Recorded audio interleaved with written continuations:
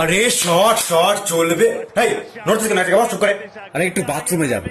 না না এখন যাওয়া যাবে না, এই জায়গায় বস, নড়চড়া করলে উইকেট পড়ে যাবে। আরে এটা কেমন কথা হলো? আরে দাঁড় এনে জলের বোতল, এবার এখানে বসে যা করবি কর। চাপ।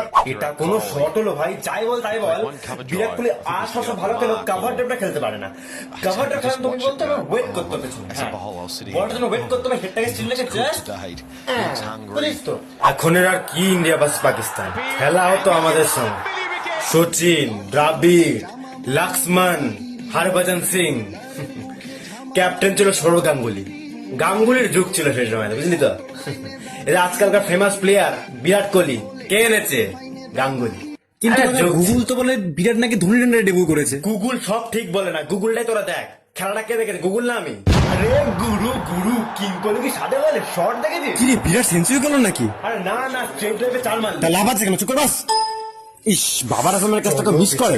বাবার আজম। এই, তুই কার সাপোর্টার? আরে না, আমি ইন্ডিয়ারই সাপোর্টার, শুধু আমার আসলে ফ্যান্টাসি টিমে বাবার আজম ভাইস ক্যাপ্টেন, তাই আর কি।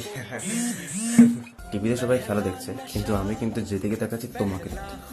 আরে ফোনটা রাখ না এবারে। আরে দাদা, তুমি খেলা দেখো না, তোমার কি প্রবলেম হচ্ছে বলো তো?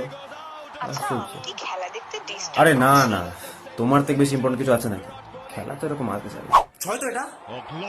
ওকে, রোজ সুপার। আরে স্ট্যাটাস পরে দিবি, খেলা দেখ না। আরে তোর স্ট্যাটাস মধ্যে লোককে বোঝাবি করে যে আমু খেলা দেখি, আমু স্পোর্টস লাভার। আজব তো। এইসব ঋষভ পন্থ, রাহুল যতই আসুক, ধোনির মতন কিন্তু কেউ না।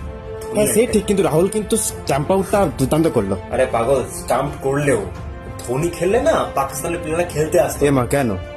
ভয়তে স্টাম্প আউট হয়ে এ, যায়। তুমি যাও তো এখান থেকে, খালি ধোনির গান গায়।